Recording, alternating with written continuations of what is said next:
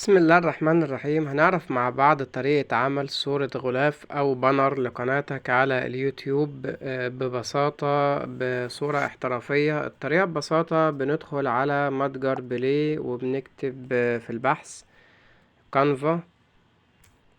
كانفا ده تطبيق معانا من خلاله بنقدر نعمل صور احترافية. بنحمله مع بعض وبعد ما نحمله بنفتحه.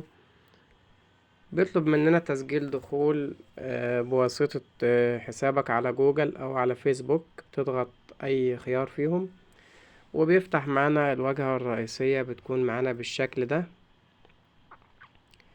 هنا طبعا بنكتب في البحث هنا اللي انت محتاجه، صورة غلاف أو بانر زي ما انت عايز.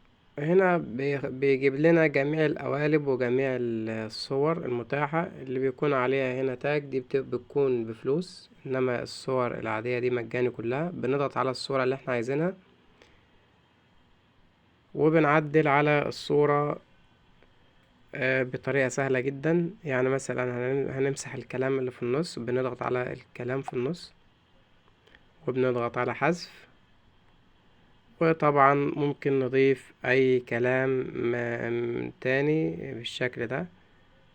هنا عندنا 3 شرطات.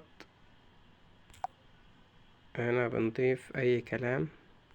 هنا عندنا في الاسفل هنا طبقات، هنا مزيد، كتابة تعليق، ممكن نعمل نسخ، في هنا مؤثرات، في ضبط.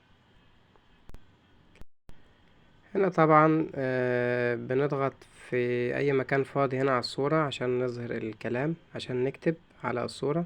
هنا نضغط في اي مكان فاضي في الشكل ده. هنا زي ما احنا شايفين عندنا هنا النص، بنضغط على النص.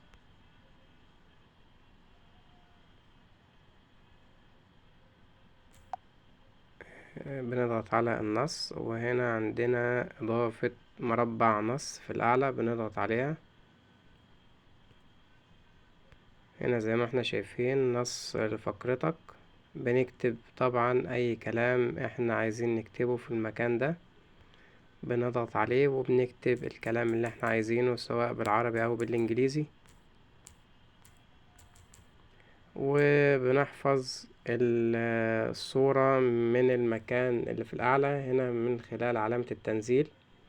طبعا أنا بشرح، انت هتعدل عليه الكلام اللي انت عايز تكتبه. أنا بوريك الطريقة ببساطة. وبعدين بننزل الغلاف، صورة الغلاف على الهاتف بالشكل ده من خلال الضغط على علامة التنزيل. هنا الصورة زي ما احنا شايفين اتحفظت معانا.